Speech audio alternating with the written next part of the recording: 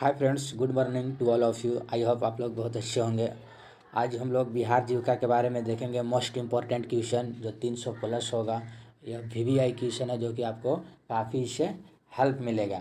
जो आगामी आने वाला बिहार जीविका के एग्ज़ाम है उसमें काफ़ी आपको पता होगा कि मेरा यूट्यूब चैनल जो है कि 2 दिन के लिए ब्लॉक हो गया था, लेकिन अब स्टार्ट हो गया है। तो मैं आप सबके लिए कुछ इम्पोर्टेंट क्वेश्चन लाया हूँ। जिनका भी एग्ज़ाम है एक बार ज़रूर देख कर जाइएगा। काफ़ी इससे आपको अच्छा क्वेश्चन मिलेगा और आप लोग का काफ़ी एग्ज़ाम में मदद मिलेगा। तो चलिए आइए हम लोग देखते हैं। यूथ कंपटीशन का ये है जो कि इम्पोर्टेंट क्वेश्चन सिर्फ इसमें लिया हूँ। और जिनका भी अगर पीडीएफ चाहिए तो वह मेरे व्हाट्सएप नंबर पर मैसेज कीजिएगा, मैं पीडीएफ शेयर कर दूंगा। ओके, चलिए आइए हम लोग आज देखते हैं। फर्स्ट क्वेश्चन को देखते हैं। जैसे कि परीक्षा में जो भी क्वेश्चन पूछ रहा है बहुत अच्छा क्वेश्चन इसी तरह से पूछ रहा है जो कि मैं लाया हूँ। तो आज देखिएगा हम लोग ग्रामीण क्वेश्चन नंबर 1 देख पा रहे होंगे हम लोग कि ग्रामीण का मुख्य उद्देश्य क्या होता है। ग्रामीण का मुख्य उद्देश्य क्या होता है? तो ग्रामीण का जो मुख्य उद्देश्य होता है ग्रामीण क्षेत्र का सामग्री को एक मिनट ग्रामीण का कलर ले लेता रेड। चलिए यानी कि इसका हो जाएगा बॉल आंसर हो जाएगा। यानी कि ग्रामीण क्षेत्र का समग्री विकास। क्या? ग्रामीण क्षेत्र का समग्री विकास। नेक्स्ट है कि ग्रामीण विकास की अवधारणा में किन क्षेत्रों का आवेश होता है? तो केवल किसके साथ में होता है? केवल कृषि के साथ नहीं, कृषि, शिक्षा, स्वास्थ्य और रोजगार ये सभी के साथ होता है। ठीक है। क्वेश्चन नंबर 3 देख पा रहे होंगे हम लोग कि ग्रामीण विकास की परिभाषा के अनुसार मानव केंद्रित प्रक्रिया किसे कहा जाता है? तो इसका आंसर हो जाएगा बॉल, यानी कि ग्रामीण विकास को। क्या? ग्रामीण विकास को। नेक्स्ट है कि ग्रामीण विकास शब्द का सबसे अधिक प्रयोग किस योजना काल से प्रारंभ हुआ था? किस योजना काल से प्रारंभ हुआ था? तो प्रथम पंचवर्षीय योजना काल से। आप लोग फ्रेंड्स से इसका एसएमएस कीजिएगा, मैं ग्रुप पर भेज दूंगा, व्हाट्सएप ग्रुप में भेज दूंगा। और ये आप लोग क्या कीजिएगा, इसको पीडीएफ निकलवा कर एक बार, 2 बार, 3 बार जरूर पढ़िएगा। बहुत क्वेश्चन इसमें है जो कि आपको एग्जाम से पूछ रहा है। एग्जाम में जो भी चल रहा है, जो 19 तारीख से स्टार्ट है, उसमें काफ़ी क्वेश्चन इसी से पूछ रहा है। इसीलिए एक बार आप लोग पीडीएफ निकाल कर और पढ़ के जाइएगा, इससे काफ़ी आपको क्वेश्चन देखने को मिलेगा। चलिए आइए 5 नंबर देख पाते हैं हम लोग कि ग्रामीण विकास की अवधारणा किस प्रकार की होता है? तो बहुयामी होता है। क्या होता है? बहुयामी होता है, यानी कि इसका हो जाएगा एक आंसर हो जाएगा। नेक्स्ट है 6 नंबर है कि ग्रामीण विकास का अर्थ ग्रामीण जनता के आर्थिक एवं सामाजिक विकास से है। यह कथन किसके द्वारा दिया गया था? देखिए कितना अच्छा इंपॉर्टेंट क्वेश्चन, किसके द्वारा दिया गया था यह कथन? तो इसका आंसर हो जाएगा आपको डॉक्टर रघुनाथ सिंह, डॉक्टर रघुनाथ के द्वारा, यानी कि इसका कैट हो जाएगा। ठीक है। नेक्स्ट देखिए कि महात्मा गांधी के अनुसार ग्रामीण विकास किस पर आधारित है? महात्मा गांधी के अनुसार ग्रामीण विकास जो है आत्मनिर्भर गांव है। क्या है? आत्मनिर्भर गांव, यानी कि इसका हो जाएगा बॉल। क्या हो जाएगा? बॉल। चलिए नेक्स्ट देखिए कि ग्रामीण विकास की अवधारणा कब से चर्चित हुआ है? ग्रामीण विकास की अवधारणा जो है वह स्वतंत्रता के बाद हुआ है। कब हुआ है? स्वतंत्रता के बाद, यानी कि इसका हो जाएगा बॉल। नेक्स्ट देखिए कि ग्रामीण विकास का सबसे बड़ा लक्ष्य क्या होता है? ग्रामीण विकास का सबसे बड़ा लक्ष्य होता है गरीबी उन्मूलन होता है। क्या होता है? गरीबी उन्मूलन होता है। नेक्स्ट है कि ग्रामीण विकास का अर्थ ग्रामीण समाज की जीवन गुणवत्ता से सुधार किसका परिभाषा है? तो ये विश्व बैंक है। जो भी ऋण लिया जाता है विश्व बैंक से लिया जाता है। ठीक है। आजीविका का गठन कब हुआ था? तो 2006 में हुआ था। लागू कब हुआ? तो 2007 में हुआ था। चलिए नेक्स्ट देखिए 11 नंबर। थोड़ा सा स्पीड में चल रहे हैं क्योंकि काफ़ी वीडियो है इसमें, काफ़ी क्वेश्चन है इसमें, 300 प्लस है। चूँकि 1 आवर के अंदर अगर नहीं होता है तो इसका सेकेंड पार्ट भी लाने का कोशिश करेंगे। आप लोग एक बार ज़रूर इस पीडीएफ का निकाल कर और ज़रूर आप लोग एक बार देख के जाइएगा। जिनका भी एग्जाम है काफ़ी इससे मदद मिलेगा आपको। चलिए नेक्स्ट क्वेश्चन हम लोग देख पा रहे होंगे कि ग्रामीण विकास की परिभाषा में कौन सा तत्व आवश्यक है? कौन सा तत्व आवश्यक है? तो शिक्षा, स्वास्थ्य और रोजगार, तीनों हो जाएगा, यानी कि एप्पल। नेक्स्ट देखिए कि 12 नंबर क्वेश्चन देख पा रहे होंगे आप लोग कि ग्रामीण विकास के तात्पर्य किस प्रकार है? ग्रामीण विकास के तात्पर्य है कि सामाजिक व आर्थिक दोनों गति से, दोनों प्रगति से हो जाएगा। 13 नंबर क्वेश्चन देख पा रहे होंगे कि ग्रामीण विकास की प्रक्रिया कैसी होती है? तो ग्रामीण विकास की प्रक्रिया जो कि सतत और बहुयामी होती है, सतत और बहुयामी होती है। नेक्स्ट देखिए कि ग्रामीण विकास का मूल तत्व कौन सा होता है? ग्रामीण विकास का मूल तत्व जो है आर्थिक विकास, सामाजिक विकास और मानव विकास होता है, यानी कि इसमें तीनों हो जाएगा। यानी कि आइए 15 नंबर देखिए कि ग्रामीण विकास का आधारभूत ढांचा किस पर करता है? तो सड़क, बिजली और पानी पर, यानी कि एप्पल। ठीक है। सब टॉपिक वाइज है। टॉपिक वाइज कम से कम 50 न तो 30 प्लस क्वेश्चन है टॉपिक वाइज। चलिए आइए 16 नंबर देख पा रहे होंगे आप लोग कि ग्रामीण विकास का एक सतत प्रक्रिया, इसका तात्पर्य क्या है? तो इसका तात्पर्य लगातार चलती रहती है, इसका तात्पर्य जो है लगातार चलती रहती है। नेक्स्ट देख पा रहे होंगे 16-17 नंबर की, ग्रामीण विकास को लागू करने का सबसे अच्छा तरीका कौन सा है? तो पंचायती राज व्यवस्था। किसके द्वारा? पंचायती राज व्यवस्था द्वारा। 18 नंबर है कि यूएनओ के अनुसार ग्रामीण विकास का उद्देश्य क्या होता है? यूएनओ के अनुसार ग्रामीण विकास का उद्देश्य क्या होता है? तो इसका आंसर हो जाएगा आपको, यानी कि इसका आंसर हो जाएगा ग्रामीण विकास के मूल तात्पर्य होता है मानव कल्याण, यानी कि एप्पल हो जाएगा इसका आंसर, मानव कल्याण।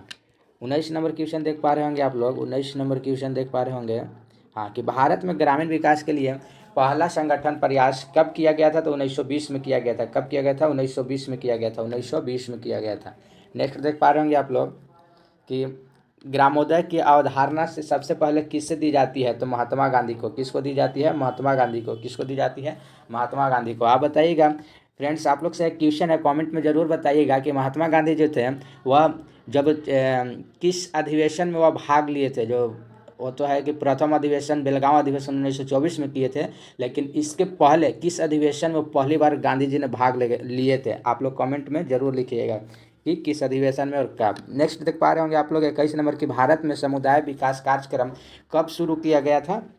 तो यह किया गया था 1952 में। कब किया गया था? 1952 में किया गया था। नेक्स्ट है, भारत में पहला राष्ट्रीय विस्तार सेवा कार्यक्रम कब शुरू किया गया था? तो कब? 1953 में किया गया था, 1953 में किया गया था। अब एक और क्वेश्चन यहाँ से बनने का आप लोग से कमेंट में जरूर किएगा, 1953 में वायसराय कौन आया था? चलिए नेक्स्ट देख पा रहे होंगे आप लोग कि बलवंत राय मेहता समिति 1957 किससे संबंधित है? तो बलवंत राय मेहता जो थे ये थे पंचायती राज व्यवस्था से, पंचायती राज व्यवस्था से। आप लोग बताइएगा कमेंट में ज़रूर कि बलवंत राय मेहता समिति जो थे त्रिस्तरीय थे या द्विस्तरीय थे? आप लोग कमेंट में जरूर बताइएगा। नेक्स्ट देख पा रहे हैं कि भारत में प्रथम पंचायती राज प्रणाली कहाँ से शुरू हुआ था? कहाँ से? तो राजस्थान से हुआ था। कहाँ से हुआ था? तो राजस्थान से हुआ था। बताइएगा। एक और यहाँ से क्वेश्चन आप लोग कमेंट में जरूर बताइएगा, 24 नंबर क्वेश्चन कि राजस्थान में जो कि लूनी नदी बहती है, जो कि लूनी नदी सबसे ज़्यादा राजस्थान को कवर करती है, तो लूनी नदी को राजस्थान में किस नाम से जाना जाता है? इसका क्वेश्चन आप लोग जरूर बताइएगा कॉमेंट में। 25 नंबर देख पा रहे होंगे कि पंचायती राज की द्वितीय प्रयोगशाला किस राज्य को कहा जाता है? किस राज्य को कहा जाता है? आंध्र प्रदेश को कहा जाता है। किसको कहा जाता है? आंध्र प्रदेश को कहा जाता है। नेक्स्ट देख पा रहे होंगे कि ग्रामीण ऋण सुधार के लिए पहली प्रमुख संस्था कौन सा बनाई गई थी? तो ग्रामीण विकास बैंक, यानी किसका हो जाएगा? एप्पल। चलिए नेक्स्ट 27 नंबर देख पा रहे होंगे, 27 नंबर की, हरित क्रांति का शुरुआत भारत में किस दशक में हुआ था? हरित क्रांति 1960 के दशक में हुआ था। कब हुआ था? 1960 के दशक में हुआ था। नेक्स्ट देख पा रहे होंगे कि IRDP कब शुरू किया गया था? IRDP जो है 1980 में शुरू किया गया था। इसका फुल फॉर्म जरूर देखिएगा फ्रेंड्स, क्योंकि फुल फॉर्म पूछ रहा है। इंटरेड रूरल डेवलपमेंट प्रोग्राम इसका है, यानी कि इंटरग्रेट रूरल डेवलपमेंट प्रोग्राम, इसका फुल फॉर्म है, आप लोग देख लीजिएगा। 29 नंबर है, त्रिस्तरीय पंचायती, देखिए इसी में आ गया, त्रिस्तरीय पंचायती राज व्यवस्था किस समिति से है? तो बलवंत राय मेहता समिति। जो आप लोग को क्वेश्चन दिए थे ये है त्रिस्तरीय। द्विस्तरीय बताइएगा आप लोग कौन सा है? सरकारी आंदोलन भारत में कब शुरू किया गया था? तो 1904 में किया गया था। कब किया गया था? 1904 में किया गया था। और 1904 में जो हुआ था बंगाल विभाजन हुआ था, बंगाल विभाजन हुआ था। बताइएगा छोटा डेट के अनुसार, बताइएगा कि छोटा डेट बताइएगा बंगाल विभाजन कब हुआ था? कमेंट में बताइएगा बंगाल विभाजन कब हुआ था, छोटा डेट के साथ। आइए नेक्स्ट देख पा रहे होंगे कि ICDS कब शुरू किया गया था? इस कब किया गया था? तो 1975 में किया गया था। कब किया गया था? 1975 में किया गया था। इसका फुल फॉर्म देख लीजिएगा, इंटरग्रेट चाइल्ड डेवलपमेंट सर्विस, इसका फुल फॉर्म है, एक बार देख लीजिएगा। 32 नंबर है कि ग्रामीण गरीब उन्मूलन के लिए गरीब रेखा की अवधारणा कब लागू किया गया था? तो 1978 में किया गया था। कब किया गया था?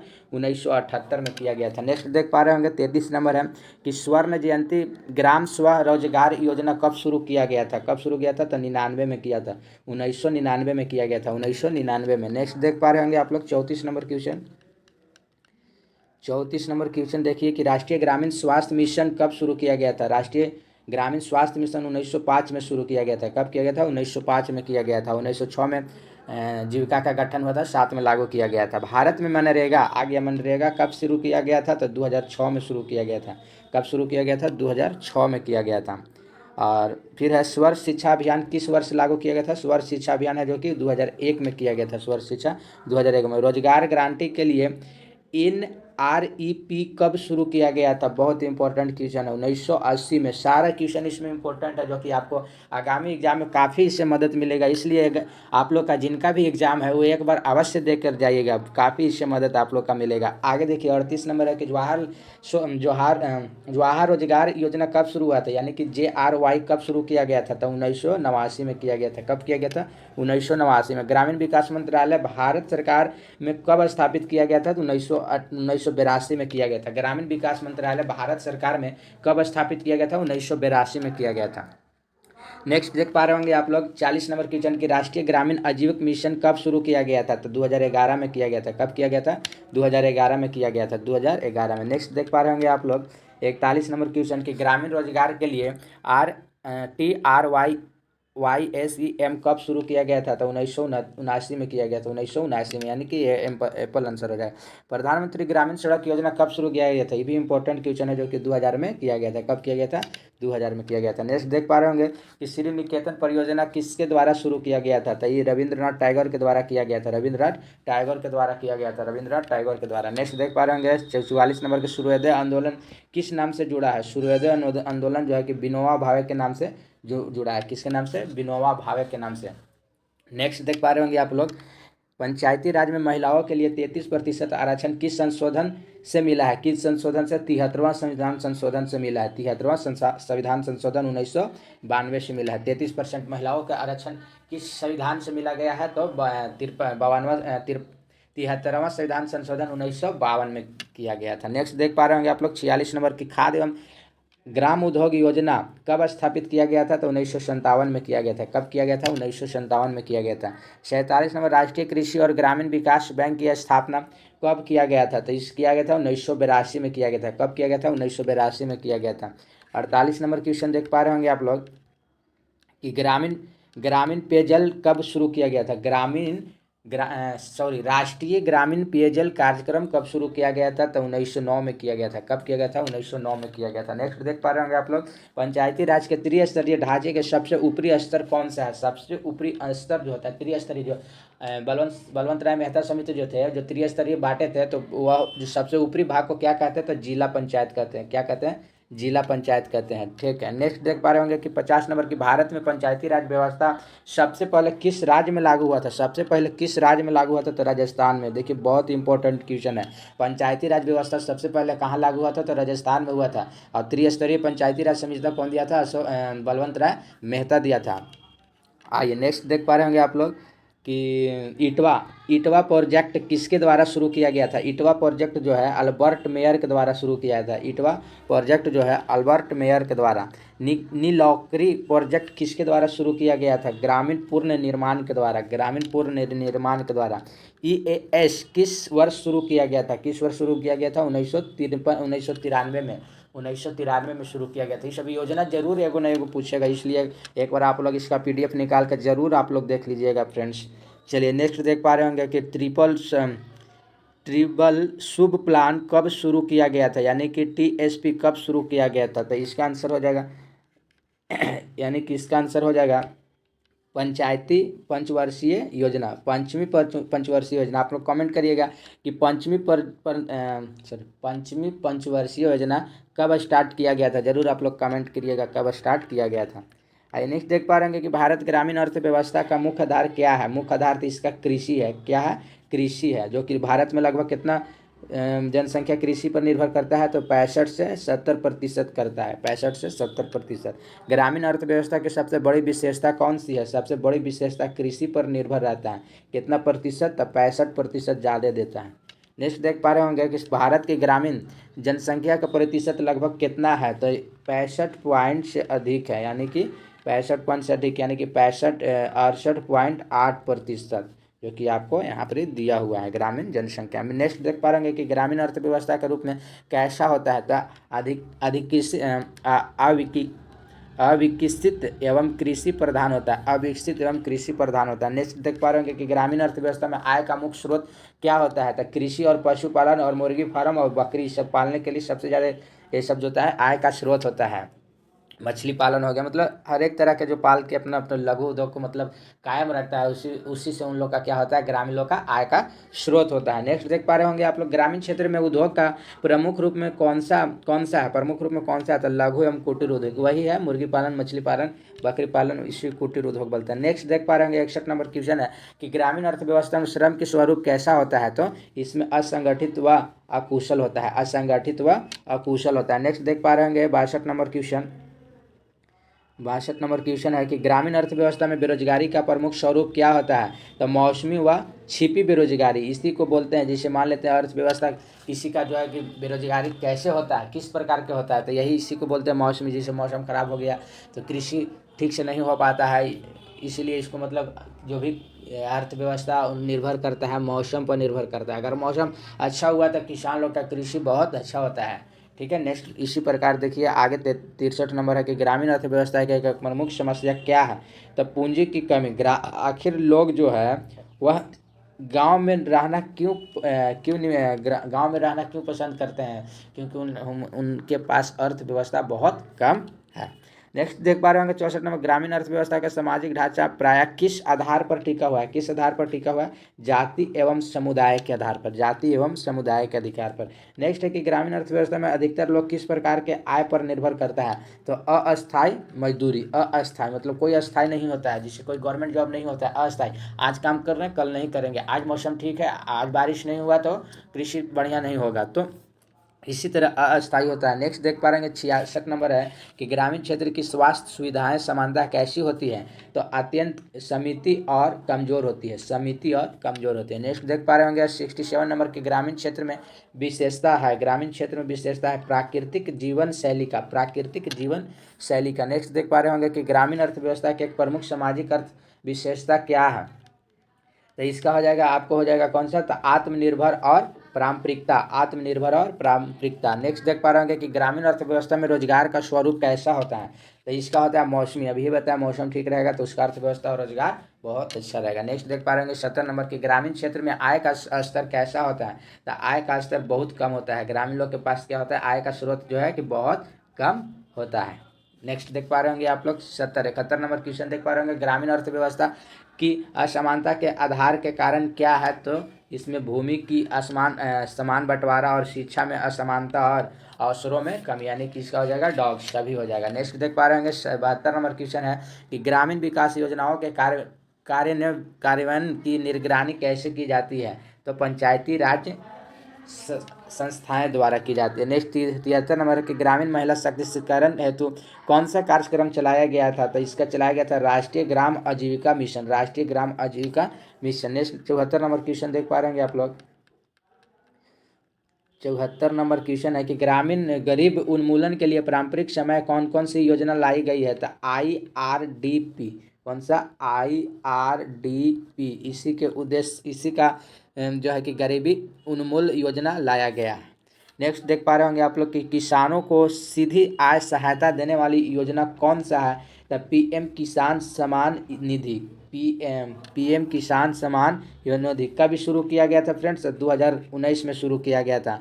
और कितना पैसा इसको हर किस्त में दिया जाता है, 6,000 राशि 3 किस्तों में दी जाती है, प्रति वर्ष 6,000 3 किस्तों में को राशि दी जाती है, किस लिए, तो लघु उद्योग के लिए। नेक्स्ट देख पा रहे होंगे आप लोग ग्रामीण क्षेत्र में कुटीर उद्योग का विशेषता क्या है, तो श्रम प्रधानता है, प्रधानता है। नेक्स्ट देख पा रहे होंगे 77 नंबर है कि ग्रामीण अर्थव्यवस्था का बाजार किस प्रकार का होता है, तो स्थानीय और संकुचित होता है, स्थानीय और संकुचित होता है। 78 नंबर है कि पंचायती राज का मुख्य उद्देश्य क्या है, पंचायती राज का मुख्य उद्देश्य क्या है, लोकतांत्रिक विकेंद्रीकरण, लोकतांत्रिक विकेंद्रीकरण। नेक्स्ट देख पा रहे होंगे आप लोग 79 जो है कि 73वां संविधान संशोधन किस उद्देश्य के लिए पारित किया गया था, 73वां संविधान संशोधन जो पंचायतों को संवैधानिक मान्यता देने के लिए, संवैधानिक मान्यता देने के लिए। नेक्स्ट है 80 नंबर है कि पंचायती राज व्यवस्था की कितनी स्तरीय संरचनाएं हैं, तो 3, कितना है 3 देख लेते हैं 80 नंबर, ठीक है 3 है, यानी कि कितना है पंचायती राज स्तरीय व्यवस्था के 3 स्तरीय है, ठीक है 3 स्तरीय है।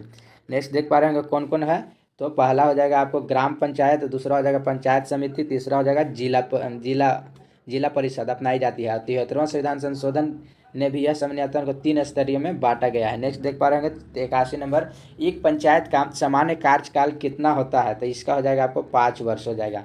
ठीक है, आइए 82 नंबर है कि ग्राम सभा किससे मिलकर बनता है? ग्राम सभा जो है सभी 18 वर्ष के ऊपर के मतदाताओं से बनता है। ग्राम सभा सब मिलकर बनता है, मतलब 18 साल के जो व्यक्ति रहता है उसे सारा मिलकर बनता है। नेक्स्ट देख पा रहे होंगे 83 नंबर के 11वीं अनुसूची से संबंधित है तो पंचायती राज के कार्य से, पंचायती राज कार्य से। नेक्स्ट देख पा रहे होंगे भारत में पंचायती राज प्रणाली को किस अनुच्छेद द्वारा अंतर्गत संवैधानिक दर्ज किया गया था? 243। कितना? 243। 73वें संविधान संशोधन 1952 के अनुसार 243 तक जोड़ा गया है।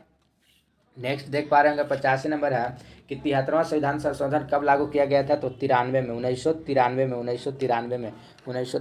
86 नंबर देख पा रहे होंगे कि भारत में पंचायती राज अर्थव्यवस्था किस समिति से लिया गया है? किस समिति से लिया गया है? तो इसका आंसर हो जाएगा बलवंत राय मेहता समिति। बलवंत राय मेहता समिति, यही है द्विस्तरीय बलवंत राय मेहता समिति। कब लाया गया था? तो 1957 में लाया गया था। ठीक है, नेक्स्ट देख पा रहे होंगे 87 नंबर क्वेश्चन है कि पंचायती राज अर्थव्यवस्था के संवैधानिक दर्ज किस संशोधन द्वारा किया गया था? तो 73वां संविधान संशोधन। 73वां संविधान संशोधन। नेक्स्ट देख पा रहे होंगे आप लोग कि पंचायती राज किस अनुसूची में शामिल किया गया है? तो 11वां अनुसूची में किया गया है। 11वां अनुसूची में किया गया है। नेक्स्ट देख पा रहे होंगे 89 है कि भारत में पंचायती राज का प्रथम प्रयोग किस राज्य में हुआ था? पंचायती राज के प्रयोग अभी तुरंत पिछले देखें कि सबसे पहले कहाँ हुआ था? राजस्थान में। कब हुआ था? 2 अक्टूबर 1959 को हुआ था। नेक्स्ट देख पा रहे होंगे 90 नंबर क्वेश्चन है कि ग्राम पंचायत का प्रमुख कहलाता है? क्या कहलाता है? तो सरपंच कहलाता है, प्रधान कहलाता है, मुखिया कहलाता है, यानी कि सभी हो जाएगा इसका आंसर। 91 नंबर क्वेश्चन है कि पंचायत चुनाव कितने अंतराल पर किए जाते हैं? तो 5 वर्ष। फिर इसको डबल क्वेश्चन आ गया 5 वर्ष। ठीक है, नेक्स्ट देख पा रहे होंगे पंचायती चुनाव कौन कराता है? पंचायती चुनाव जो है कौन कराता है? तो राज्य निर्वाचन आयोग करवाता है। राज्य निर्वाचन आयोग करवाता है। नेक्स्ट देख पा रहे होंगे 93 जिला परिषद का अध्यक्ष कौन होता है? तो अध्यक्ष होता है। कौन होता है? जिला परिषद का अध्यक्ष क्या कहलाता है? तो अध्यक्ष कहलाता है। ठीक है, नेक्स्ट बताइएगा कि 94 नंबर है कि पंचायती राज संस्थाओं में महिलाओं के लिए आरक्षण कितना प्रतिशत है? तभी हम लोग पढ़े थे 33%, लेकिन ये पंचायती राज बता रहा है। ठीक है, 33%। कितना प्रतिशत आरक्षण है? तो 33% है। कितना प्रतिशत है? 33% है। 73वें संविधान संशोधन के तहत 1953 में किया गया था। नेक्स्ट देख पा रहे होंगे 95 नंबर क्वेश्चन है जो कि पंचायती राज अर्थव्यवस्था में, पंचायती राज व्यवस्था में वित्तीय अधिकारी सुनिश्चित करने के लिए किस आयोग का व्यवस्था है? तब वित्त आयोग का। किस अवस्था? वित्त आयोग का है। नेक्स्ट देख पा रहे होंगे 96 नंबर देख पा रहे होंगे कि पंचायतों का विकास कार्य के लिए धन मुख्यतः कहाँ से मिलता है? तो पंचायत कर से मिलता है, राज्य सरकार से मिलता है, केंद्र सरकार से मिलता है, यानी कि सभी हो जाएगा, डॉग हो जाएगा। 97 नंबर है कि पंचायती राज व्यवस्था का मुख्य उद्देश्य क्या है? तो पंचायती राज व्यवस्था का जो है गाँव का स्वशासन होता है। गाँव का स्वशासन होता है। नेक्स्ट देखिए 98 नंबर क्वेश्चन है कि पंचायतों को सौंपे गए कार्य की सूची कहाँ दी गई है? कहाँ दी गई है? तो 11वां अनुसूची में दी गई है। 11वां अनुसूची में चलिए नेक्स्ट देख पा रहे होंगे 99 नंबर है पंचायती समिति किस स्तर पर होती है? पंचायती समिति जो है खंड और ब्लॉक स्तर पर होती है। खंड या ब्लॉक स्तर पर होती है। 100 नंबर क्वेश्चन है कि 74वां संविधान संशोधन किससे संबंधित है? तो नागरिक निकाय से, यानी कि नगर पालिका से है। किससे है? नगर पालिका से है। 101 क्वेश्चन देख पा रहे होंगे आप लोग कि पंचायतों का उल्लेख संविधान के किस अनुच्छेद से लिया, किस अनुच्छेद तक है? तो इसका हो जाएगा आपको 243 से 243 जीरो 243 से 243 का तक है। ठीक है, नेक्स्ट देख पा रहे हैं 102 भारत में पंचायती राज को किस प्रकार के लोकतांत्रिक व्यवस्था दिया गया है? तो प्रतिनिधित्व की लोकतांत्रिक व्यवस्था, प्रतिनिधित्व लोकतंत्र। नेक्स्ट देख पा रहे हैं 103 है कि भारत में पंचायती राज की स्थापना का उद्देश्य क्या था? तो इसका उद्देश्य था ग्रामीण प्रशासन को स्थानीय स्तर पर देना। नेक्स्ट देख पा रहे होंगे पंचायती राज व्यवस्था का नारा क्या था? तो Gram Swaraj, Gram Swaraj, Gram Swaraj. Next 5 number 105 number 73वें संविधान संशोधन ने संविधान में कौन सा भाग जोड़ा है? तो भाग 9। नेक्स्ट 6 नंबर देखिए कि ग्राम सभा का संवैधानिक परिभाषा किस अनुच्छेद में है? तो 243 के बिया का। नेक्स्ट देखिए कि PES अधिनियम का 1996 का संबंधित है, किससे संबंधित है? तो यह है पंचमी अनुसूची से है। 7 नंबर किससे है? तो पंचमी अनुसूची से, यानी कि बॉल, यानी कि पंचमी अनुसूचित क्षेत्र से। नेक्स्ट देख पा रहे होंगे 108 नंबर क्वेश्चन कि 3F सिद्धांत किससे जुड़ा हुआ है? 3F सिद्धांत जो है ये फाउंड फनेक्सोरियल से है, यानी कि बॉल हो जाएगा। 109 नंबर देख पा रहे होंगे कि मनरेगा 2005 के तहत ग्राम पंचायत की भूमिका क्या रही है? क्या भूमिका रही है? तो प्रधान कार्यान्वयन प्राधिकरण है। क्या? प्राधिकरण। नेक्स्ट देख पा रहे होंगे कि 110 क्वेश्चन नंबर है कि ग्राम पंचायत की आय का स्रोत नहीं है, किससे नहीं है? तो बाजार से उधारी से, बाजार से उधारी से। 110। 111 देख पा रहे होंगे कि ई पंचायत या ग्राम स्वराज का उद्देश्य क्या है? तो इसका हो जाएगा डिजिटल पारदर्शिता व लेखांकन है, लेखांकन। 112 नंबर क्वेश्चन हो जाएगा कि स्वामित्व योजना का संबंध किससे है? तो इसका हो जाएगा 20, यानी कि ग्राम आबादी क्षेत्र का ड्रोन स्वर और संपत्ति कार्ड से है, यानी कि 13 नंबर देख पा रहे होंगे आप लोग। पंचायती राज के परिक्षेप में शक्तिकरण का अंतिम मिल किसे दर्शाता है? किससे दर्शाता है? तो ग्राम सभा व नागरिक की भागीदारी से दर्शाता है। 104 नंबर है कि योजना एकीकरण के लिए पंचायतों किस स्तर पर सहायता करती है? तो इसका हो जाएगा ग्राम, मध्य, जिला, तीनों स्तर पर। ग्राम, मध्य, जिला और तीनों स्तर पर। 115 नंबर है कर न्याय के संदर्भ में पंचायतों क्या कर सकता है? क्या कर सकता है? तो इसका हो जाएगा आपको, यानी कि संपत्ति का अध्ययन, स्वर, सरल भुगतान प्रणाली, अपील तंत्र, यानी कि बॉल हो जाएगा इसका आंसर। 116 नंबर के है कि ग्राम पंचायतों का बैठक आदि का निर्धारण कौन करता है? तो राज्य के कानून या नियम करते हैं, यह नियम को करते हैं। 17 नंबर है पंचायतों रोजगार आजीविका बढ़ाने में क्या कर सकता है? क्या कर सकती है? क्या कर सकती है? तो इसका हो जाएगा कौशल परीक्षण, यानी कि बहुत पूछता है, SHG। ठीक है। नेक्स्ट देखिए चलिए लास्ट है पंचायत 118। पंचायतों में अध्यक्ष पदों का आरक्षण संबंधित प्रावधान कहाँ किया गया है? कहाँ किया गया है? तो 243 के डी में किया गया है। कहाँ? 243 के डी में। पंचायतों के लिए हस्ताक्षर का आकलन करने वाला सामान्य संकेत क्या है? तो डेवल्यूशन इंडेक्स है, यानी कि नीतिगत पहल। 120 आपदा प्रबंधन में पंचायतों का भूमिका क्या है? तो जोखिम, अकाल, तैयारी, राहत व पूर्णवास, स्थानीय समन्वय। नेक्स्ट देख पा रहे हैं 121 कृषि, सिंचाई, मत्स्य, पशुपालन जैसे विषय किस अनुसूची में आता है? तो 11वां अनुसूची में आता है। जो भी फॉर्म हम लोग खोलते हैं कि कृषि या मुर्गी फार्म या मत्स्य फार्म किस अनुसूची में आता है? तो 11वां अनुसूची में आता है। नेक्स्ट देख पा रहे हैं 122 नंबर पंचायतों में OBC का आरक्षण कब दिया गया था? मतलब आरक्षण कब से किया गया था? तो इसका हो जाएगा राज्य पर निर्भर करता है। और 73वां संविधान संशोधन में SC/ST महिलाओं OBC के आरक्षण का किया गया है, आवंटन किया गया है। 123 नंबर देख पा रहे होंगे आप लोग कि जिला नियोजन समिति यानी कि DPC का संबंध किस अनुच्छेद से? अनुच्छेद 243ZD। नेक्स्ट देखिए कि सामाजिक अंकेक्षण की अवधारणा किस संदर्भ में सबसे अधिक होता है? था मनरेगा, यानी कि बॉल। 25 नंबर देखिए क्वेश्चन कि जिला स्तर पर पंचायती संस्था जो है जिला परिषद कहलाता है। क्या कहलाता है? जिला परिषद कहलाता है। भारत में पंचायती राज व्यवस्था के लिए द्विस्तरीय प्रणाली का अनुशासन किसे दिया जाता है? तो अशोक, अब ये पीछे पढ़े, अशोक मेहता समिति। एक बार इसको जरूर पढ़िएगा क्योंकि बहुत क्वेश्चन रिपीट भी होगा, बहुत क्वेश्चन आप लोग जान भी रहे होंगे। अभी आगे और चलेंगे तो जीविका के बारे में भी लगभग 100+ क्वेश्चन करेंगे। अभी आगे और होगा। 27 नंबर देखिए कि राज्य निर्वाचन आयोग पंचायत चुनाव किस अनुच्छेद के तहत होता था? 243 के।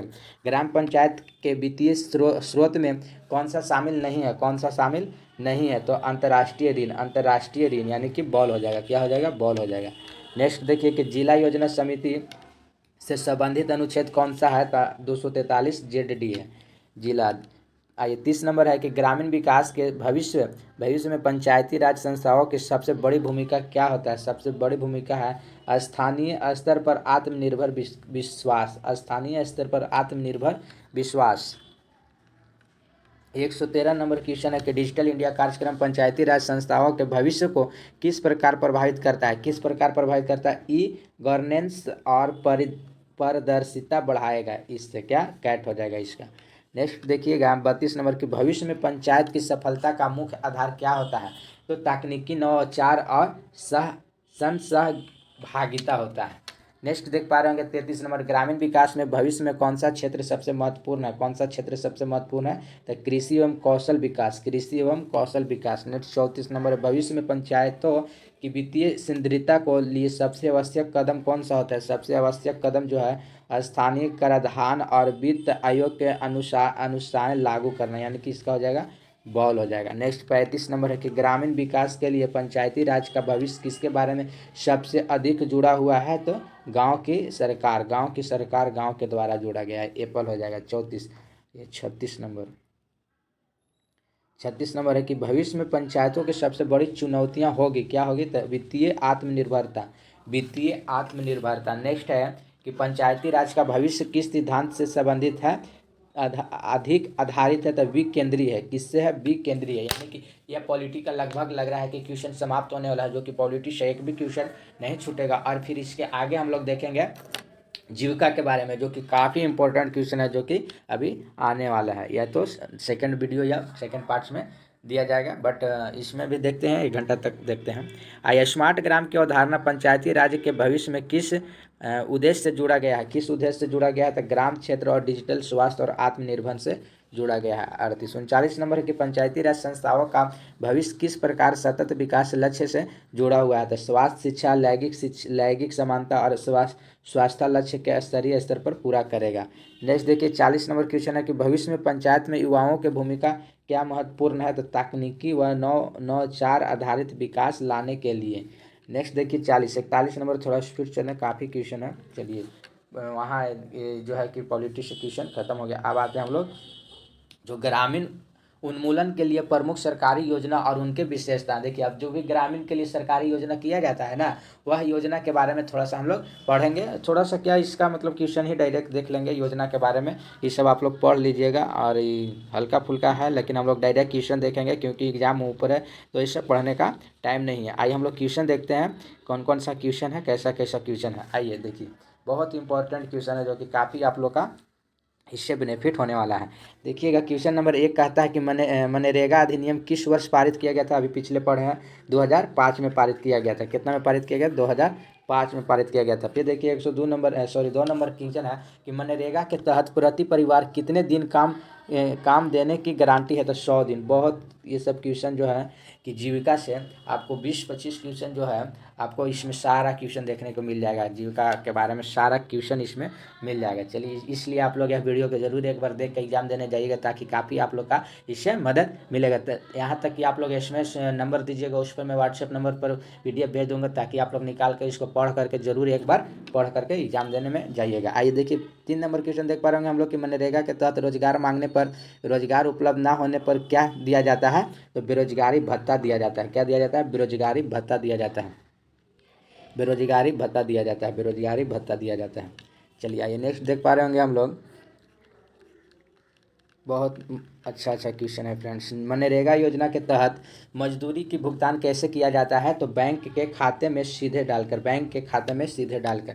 नेक्स्ट, मनरेगा योजना के मुख्य उद्देश्य क्या है? तो मनरेगा मुख्य उद्देश्य है ग्रामीण इलाकों में कुशल श्रम को रोजगार प्रदान करना, ग्रामीण में रोजगार प्रदान करने के लिए। मनरेगा किस प्रकार के अधिनियम है? तो रोजगार अधिकार अधिनियम है, रोजगार अधिकार अधिनियम है। नेक्स्ट देख पा रहे हैं 7 नंबर, मनरेगा में रोजगार उपलब्ध कराने की जिम्मेदारी किसको होती है? तो पंचायत को होती है। किसको होती है? पंचायत को होती है। नेक्स्ट देख पा रहे होंगे मनरेगा का प्रारंभ किस जिले से, सबसे पहले किस जिले में हुआ था? तो अनंतपुर में हुआ था। कब हुआ था? 2 फरवरी 2006 को हुआ था। कहाँ? आंध्र प्रदेश के अनंतपुरा जिले में हुआ था। मनरेगा सबसे पहले 2006 में कहाँ हुआ था? आंध्र प्रदेश के अनंतपुर जिले में हुआ था। मनरेगा में रोजगार किसके लिए गारंटीकृत किया गया है? तो ग्रामीण परिवार के लिए, ग्रामीण परिवार के लिए। ठीक है। नेक्स्ट देख पा रहे होंगे 110 नंबर क्वेश्चन है, मनरेगा के तहत कितने प्रतिशत कार्य ग्राम पंचायत द्वारा की कराए जाने के प्रावधान रखते हैं? 50%। कितने प्रतिशत? 50%। नेक्स्ट देख पा रहे होंगे 11 नंबर, मनरेगा के तहत किस स्तर पर योजना की निगरानी की जाती है? तो मंडल स्तर समिति, मंडल स्तरीय समिति पर, यानी कि कैट हो जाएगा। 12 नंबर देखिए, मनरेगा के तहत काम मिलने पर मजदूरी किस आधार पर मिलता है? तो रोजाना काम के हिसाब से, रोजाना काम के हिसाब से। मनरेगा के तहत दी जाने वाले मजदूरी तय करता है, कौन करता है? तो दोनों मिलकर, केंद्र सरकार और राज्य सरकार दोनों मिलकर। 14 नंबर, मनरेगा के तहत रोजगार उपलब्ध कराने के अधिनियम दूरी कितना होना चाहिए? 5 किलोमीटर होना चाहिए। जो भी रोजगार मिलता है, जो भी महिलाओं या पुरुषों को जो रोजगार मिलता है मनरेगा के तहत, वो कितना किलोमीटर के अंदर होना चाहिए? तो 5 किलोमीटर के अंदर होना चाहिए। 15 नंबर है, मनरेगा के तहत मजदूरी भुगतान कितने दिनों में किया जाता है? तो 15 दिन के अंदर किया जाता है। मनरेगा के मजदूरी भुगतान कितने दिनों में किया जाना अनिवार्य है? तो 15 दिन। ठीक है, नेक्स्ट देख पा रहे हैं, मनरेगा में महिलाओं सहभागिता का न्यूनतम प्रतिशत कितना है? तो 33% है। 16 यानी कि हो जाएगा 33%। कितना प्रतिशत हो जाएगा? 33%। 33% है ये, 33%।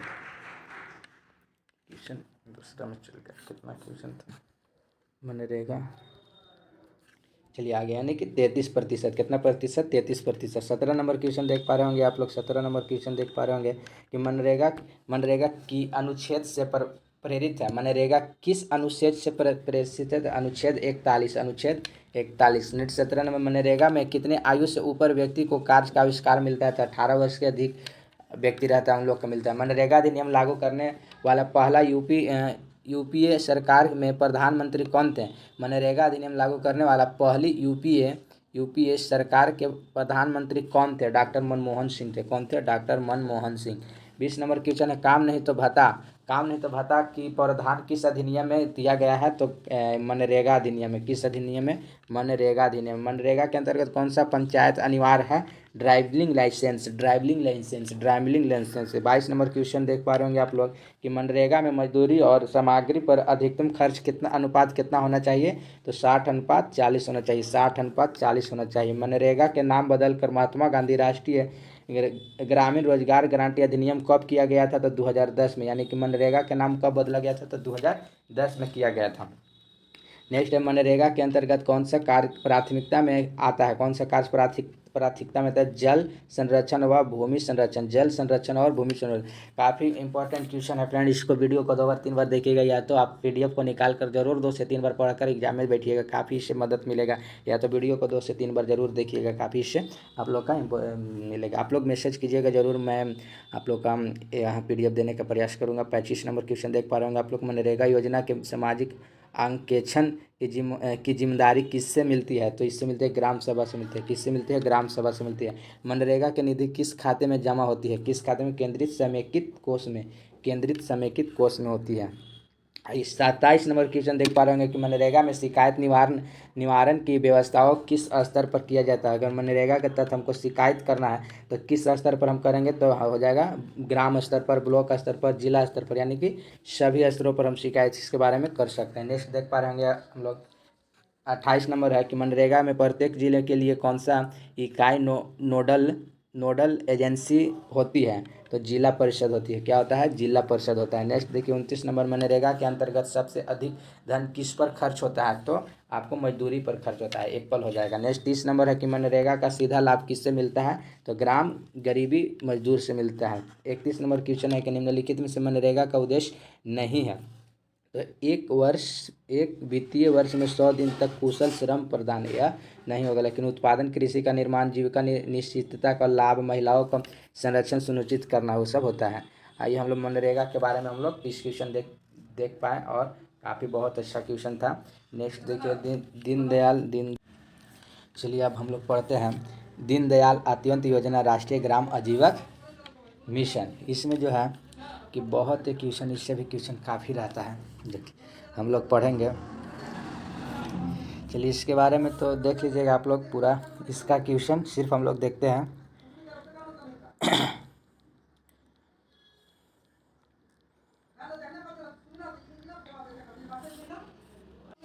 इससे भी क्वेश्चन रहेगा, 1-2 क्वेश्चन रहेगा, इसलिए सारा चीज़ टॉपिक वाइज है, इसलिए आप लोग ज़रूर एक बार पीडीएफ निकाल के आप लोग पढ़ लीजिएगा, ताकि आपको सारा क्वेश्चन जो है किस के अंतर्गत है और टॉपिक वाइज सब दिया गया है। तो आज हम लोग देखेंगे इसको, जो दीनदयाल अंत्योदय, देखिए कि दीनदयाल अंत्योदय योजना राष्ट्रीय ग्राम आजीविका मिशन यानी कि DAYNRLM का मुख्य उद्देश्य क्या होता है? तो इसका होता है ग्रामीण गरीब को कौशल विकास के माध्यम से अस्थायी आजीविकों को प्रदान करना होता है। नेक्स्ट देखिएगा कि दीनदयाल अंत्योदय योजना के राष्ट्रीय ग्रामीण आजीविका मिशन की प्रमुख विशेषता क्या होता है? तो यह होता है, यह राज्य की अपनी विशिष्ट गरीबी उन्मूलन कार्य योजना बनाने के लिए मांग आधारित दृष्टिकोण होता है। नेक्स्ट देखिए कि अंत्योदय का शब्द क्या होता है। अंत्योदय का शब्द क्या होता है? तो सबसे गरीब व्यक्ति का उत्थान, सबसे गरीब व्यक्ति का उत्थान। नेक्स्ट है 4 नंबर की राष्ट्रीय ग्रामीण आजीविका मिशन के संबंध में निम्नलिखित कथनों पर विचार कीजिए। यानी कि यह एक केंद्रीय क्षेत्र की योजना है। दूसरा कि इस विषय में स्वास्थ्य संगठन की सहायता प्रदान की जाती है। तीसरा है कि इस ग्रामीण विकास मंत्रालय द्वारा 1911 में लॉन्च किया। हाँ, यही सही हो जाएगा, यानी कि केवल 3, दोनों गलत हो जाएगा, केवल 3 हो जाएगा। 5 नंबर क्वेश्चन देख पा रहे होंगे आप लोग कि दीनदयाल अंत्योदय योजना के राष्ट्रीय ग्रामीण आजीविका मिशन के कार्यान्वयन के लिए कौन सा मंत्रालय उत्तरदायी है? तो ग्रामीण विकास मंत्रालय, ग्रामीण विकास मंत्रालय। नेक्स्ट है 6 नंबर की राष्ट्रीय ग्रामीण आजीविका मिशन किस पिछली योजना के पुनर्गठित संस्करण है? तो इसका हो जाएगा स्वर्ण जयंती ग्राम रोजगार योजना, स्वर्ण जयंती ग्राम रोजगार योजना। 7 नंबर क्वेश्चन है कि दीनदयाल अंत्योदय योजना राष्ट्रीय ग्रामीण आजीविका मिशन के तहत ग्रामीण क्षेत्र में किस प्रकार से संगठित बनाए जाते हैं? तो इसका हो जाएगा स्वयं सहायता समूह, स्वयं सहायता समूह। 8 नंबर क्वेश्चन है कि दीनदयाल अंत्योदय योजना राष्ट्रीय ग्रामीण आजीविका मिशन के तहत कमजोर समूह में कौन सा शामिल किया गया है? तो अब भूमिहीन मजदूर, विकलांग और निराश्रित, यानी कि सभी को शामिल किया गया है। डॉग हो जाएगा। 8-9 नंबर क्वेश्चन है कि राष्ट्रीय ग्रामीण आजीविका मिशन ग्रामीण क्षेत्र में निर्धारित के आजीविका विकल्पों के सुधारने के लिए किस प्रकार का प्रयास किया गया है? तो पहला हो जाएगा ग्रामीण क्षेत्र के बड़े संख्या में नए निर्माण उद्योग तथा कृषि व्यापार केंद्र स्थापित करना, या स्वयं सहायता समूह के मिशन को बनाकर और कौशल विकास की सुविधाओं को प्रदान करना, या कृषि को निःशुल्क बीज उर्वरक, डिजिटल पंचमेंट तथा लघु सिंचाई स्वयं देकर करना, यानी कि नहीं, यानी कि इसका हो जाएगा केवल दो, यानी कि बॉल हो जाएगा, सॉरी। हाँ ठीक है, कैट हो जाएगा, ठीक है। नेक्स्ट है कि दीनदयाल अंत्योदय राष्ट्रीय ग्रामीण आजीविका मिशन के उद्देश्य ग्रामीण गरीब परिवार को किस तक पहुंचाया गया है? तो लाभकारी स्वरोजगार और कौशल आधारित रोजगार, यानी कि कैट हो जाएगा। 11 नंबर क्वेश्चन देखिए कि दीनदयाल अंत्योदय योजना राष्ट्रीय ग्रामीण आजीविका मिशन के तहत कौन सा गतिविधि आजीविका को बढ़ावा देने में मदद करता है? तो पशुपालन, कृषि और गैर कृषि गतिविधियाँ, या पशुपालन हो या मत्स्य पालन, सभी हो जाएगा क्या? डॉग। 23 नंबर। 12 नंबर देखिए दीनदयाल अंत्योदय योजना राष्ट्रीय ग्रामीण आजीविका मिशन के तहत प्रशिक्षण और क्षमता निर्माण का उद्देश्य क्या होता है? तो इसका उद्देश्य होता है सदस्य के व्यवसाय कौशल और धर्मशील क्षमताओं का विकसित करने में मदद करना। नेक्स्ट देखिए 13 नंबर के दीनदयाल अंत्योदय उपाध्याय ग्रामीण कौशल योजना का संबंध किससे है? तो ग्रामीण युवाओं के कौशल परीक्षण और रोजगार से है। किससे है? ग्रामीण युवाओं को कौशल परीक्षण और रोजगार से है। नेक्स्ट देख पा रहे होंगे आप लोग 14 नंबर की राष्ट्रीय ग्रामीण आजीविका मिशन के तहत स्वयं सहायता समूह में आमतौर पर कितने सदस्य शामिल होते हैं? तो 10 से 20। क्वेश्चन पीछे पूछा हुआ क्वेश्चन है, यानी कि आप लोग देख पा रहे होंगे सब क्वेश्चन सारा है जो कि क्वेश्चन पूछा हुआ।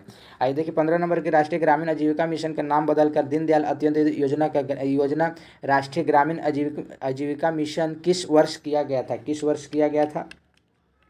तो आपको यह किया गया था 2016 में किया गया था। कब किया गया था? 2016 में किया गया था, 2016 में, यानी कि कैट हो जाएगा। नेक्स्ट देख पा रहे होंगे आप लोग 17 नंबर क्वेश्चन है कि दीनदयाल अंत्योदय योजना राष्ट्रीय ग्रामीण आजीविका मिशन के तहत ग्रामीण गरीबों को कौन सा वित्तीय सेवाएं प्रदान करती है? तो यह बैंक ऋण और क्रेडिट सुविधाओं, बैंक ऋण और क्रेडिट सुविधाओं। 18 नंबर क्वेश्चन देख पा रहे होंगे कि दीनदयाल अंत्योदय योजना के राष्ट्रीय ग्रामीण आजीविका मिशन के तहत कौशल विकास और प्रशिक्षण कार्यक्रम किससे प्रदान किया गया है? तो ग्रामीण युवाओं द्वारा किया गया है। किससे किया गया है? ग्रामीण युवाओं द्वारा किया गया है। 19 नंबर है कि दीनदयाल अंत्योदय योजना राष्ट्रीय ग्रामीण आजीविका मिशन के तहत SHP बैंक लिंकेज की शुरुआत किसने किया था? तो नाबार्ड ने किया था। नाबार्ड किसके द्वारा किया गया था? नाबार्ड। 20 नंबर है दीनदयाल अंत्योदय योजना के राष्ट्रीय ग्रामीण आजीविका मिशन के तहत ग्रामीण महिलाओं को सशक्त बनाने के लिए क्या किया जाता है? सशक्त बनाने के लिए महिलाओं को नेतृत्व वाले स्वयं सहायता समूह को बढ़ावा देना होता है। स्वयं सहायता समूह को बढ़ावा देना होता है। 21 नंबर है कि दीनदयाल अंत्योदय योजना राष्ट्रीय ग्रामीण आजीविका मिशन के तहत स्वयं सहायता समूह को क्या प्रदान किया जाता है? क्रेडिट सहायता दिया जाता है। क्या दिया जाता है? क्रेडिट सहायता दिया जाता है। आगे है कि दीनदयाल अंत्योदय योजना राष्ट्रीय ग्रामीण आजीविका मिशन के तहत स्वयं सहायता समूह बनाने में किनके भागीदारी पर विशेष ध्यान दिया जाता है? किसके भागीदारी पर विशेष? ग्रामीण महिलाओं को ज़्यादा विशेष दिया जाता है। दीनदयाल अंत्योदय योजना राष्ट्रीय योजना आजीविका मिशन के तहत स्वयं सहायता समूह को क्रेडिट तक पहुँच प्रदान करने का उद्देश्य क्या है? तो इसका उद्देश्य जो है कि स्थायी आजीविका को बढ़ावा देना। नेक्स्ट 24 नंबर क्वेश्चन है कि दीनदयाल उपाध्याय में DAY का क्या अर्थ होता है? इसका क्या अर्थ होता है? तो इसका अर्थ होता है दीनदयाल अंत्योदय योजना, यानी कि DAYNRLM में DAY का अर्थ होता है दीनदयाल अंत्योदय योजना होता है। 25 नंबर है कि दीनदयाल अंत्योदय योजना राष्ट्रीय ग्रामीण आजीविका मिशन के तहत ब्याज समेशन का लाभ किससे मिलता है? तो यह मिलता है आपको ग्रामीण स्वयं सहायता समूह से मिलता है। दीनदयाल अंत्योदय योजना राष्ट्रीय ग्रामीण आजीविका मिशन के तहत ग्रामीण युवाओं के लिए कौशल विकास कार्यक्रम का क्या नाम है? तो इसका नाम है दीनदयाल उपाध्याय ग्रामीण कौशल योजना। नेक्स्ट देख पा रहे होंगे 27 नंबर दीनदयाल अंत्योदय योजना राष्ट्रीय ग्रामीण आजीविका मिशन के तहत महिलाओं को संगठित करने के लिए मुख्य उद्देश्य क्या होता है? तो सामाजिक और आर्थिक शक्तिकरण होता है। आइए 28 नंबर क्वेश्चन देख पा रहे होंगे आप लोग। 28 नंबर है कि दीनदयाल अंत्योदय योजना आजीविका मिशन के तहत कमजोर समूहों में कौन शामिल होते हैं? कमजोर समूह में जो होते हैं वो अनुसूचित जाति होते हैं, अनुसूचित जनजाति होते हैं और महिलाएं होते हैं, यानी कि सभी होते हैं, यानी कि इसका हो जाएगा कौन सा? तो डॉग हो जाएगा। नेक्स्ट देख पा रहे होंगे आप लोग कि दीनदयाल अंत्योदय योजना राष्ट्रीय ग्रामीण आजीविका मिशन के शक्तिकरण को कैसे बढ़ावा दिया जाता है? तो कैसे बढ़ावा दे? उन्हें स्वयं सहायता समूह संगठन करके उन्हें आर्थिक क्षमता बढ़ाने में मदद करके, यानी कि इसका हो जाएगा दोनों। 30 नंबर क्वेश्चन है दीनदयाल अंत्योदय योजना राष्ट्रीय ग्रामीण आजीविका मिशन किस अध्ययन पर बल देता है? तो आजीविका संवर्धन। नेक्स्ट देखिए 31 नंबर दीनदयाल अंत्योदय योजना राष्ट्रीय ग्रामीण आजीविका मिशन किस प्रकार का दृष्टिकोण से अपनाया गया है? तो 31 का हो जाएगा आपको कैट, यानी कि डिमांड ड्रिवेन दृष्टिकोण। नेक्स्ट देख पा रहे होंगे 32 नंबर क्वेश्चन है कि दीनदयाल अंत्योदय योजना राष्ट्रीय ग्रामीण आजीविका मिशन का मुख्य लक्षित समूह कौन सा होता है? तो मुख्य लक्षित समूह होता है ग्रामीण गरीब विशेष रूप महिलाओं, यानी कि ग्रामीण गरीब महिलाओं।